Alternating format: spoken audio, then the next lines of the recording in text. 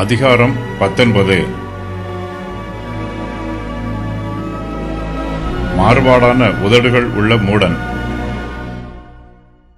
மாறுபாடான உதடுகள் உள்ள மூடனை பார்க்கிலும் உத்தமனாய் நடக்கிற தரித்திரனே வாசி.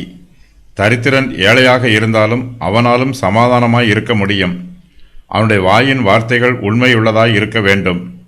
தரித்திரன் பொருளாதாரத்தில் ஏழையாக இருந்தாலும் அவன் தன்னுடைய உத்தமத்தில் ஐஸ்வர்யவானாய் இருக்க வேண்டும். அவனுடைய மனச்சாட்சி சுத்தமானதாகவும் அவனுடைய வாயின் வார்த்தைகள் உண்மையும் தெளிவுமானதுமாய் இருக்க வேண்டும்.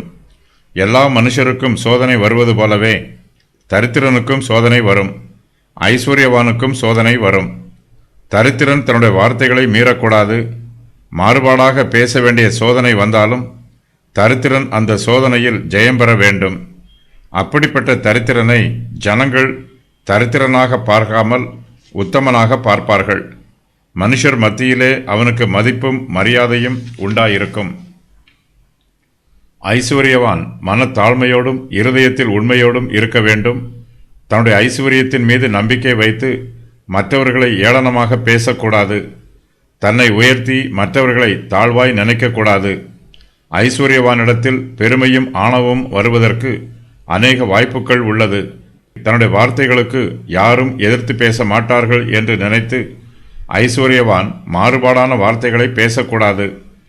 மாறுபாடான உதடுகள் உள்ள மூடனை பார்க்கிலும் உத்தமனாய் நடக்கிற தரித்திரனே வாசி. ஐஸ்வர்யவான் மாறுபாடாய் நடக்கும்போது அவனிடத்தில் ஐஸ்வர்யத்தோடு சேர்ந்து மூடத்தனமும் இருக்கிறது. மூடர்களுக்கு அவர்களுடைய ஆஸ்தியினால் ஒரு நன்மையும் உண்டாகப் போவதில்லை. மூடர்கள் தங்களுக்கு ஆஸ்தியை கொடுத்த கர்த்தரை நன்றியோடு துதிக்க மாட்டார்கள்.